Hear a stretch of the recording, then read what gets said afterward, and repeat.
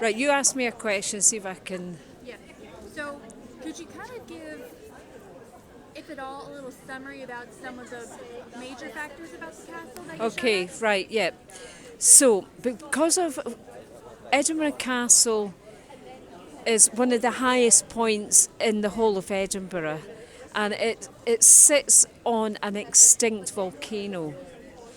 And because of the height of it, you can see from east, south, west, and north any any any any enemy that might be coming to attack you. So that is really why it became a fort, an Iron Age fort, going back right back to the 3rd and 4th, 5th centuries. Then it becomes more used by bigger tribes that make their homes on the side of the volcano, and then eventually it becomes a royal residence in the 11th century.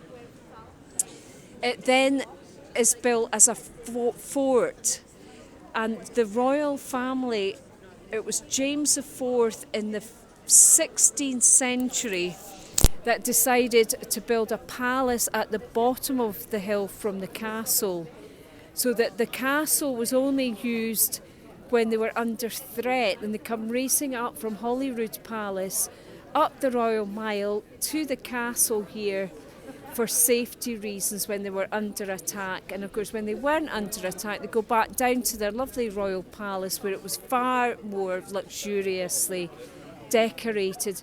The castle was just here as a defence, and this is why Mary, Queen of Scots, when she gave birth to her son in the 1560s, she was staying down at Holyrood Palace, and as soon as she knew she was about to give birth, she was taken up to the castle and into the royal palace that you are going to go and see shortly, where you can go in and see the room where she actually gave birth to her son James VI.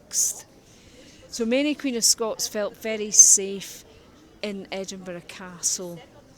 And then after that, her son James VI left for England in 1601, and that is when the castle started to become used by the military. All the different regiments, the Royal Dragoon Guards, Argyll and Sutherlanders, the Black Watch, those ones with the big black hats and the red plume coming out the side.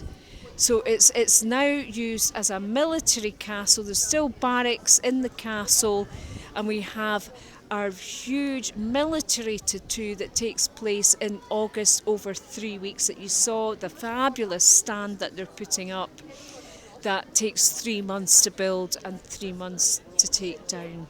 Right, that's... And then could you tell us your name and how long you've lived in Scotland? All right, okay, so my name is Emily, and I've lived in Scotland since, I was actually born in the north of England.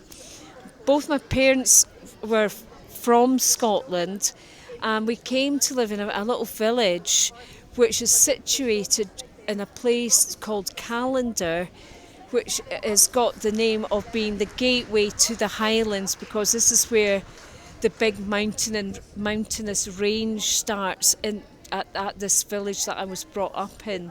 So I lived in this little village, but I went to boarding school in Edinburgh, and then I went on to go to university in Edinburgh. So I've got some fabulous memories of growing up in Edinburgh and going to boarding school in Edinburgh. And I should point out that when I said that Edinburgh is the third richest city in Europe, 25% of parents in Edinburgh send their children to private schools. 25%. And then last thing that would be, what is your favorite thing that you've experienced while you've been living here?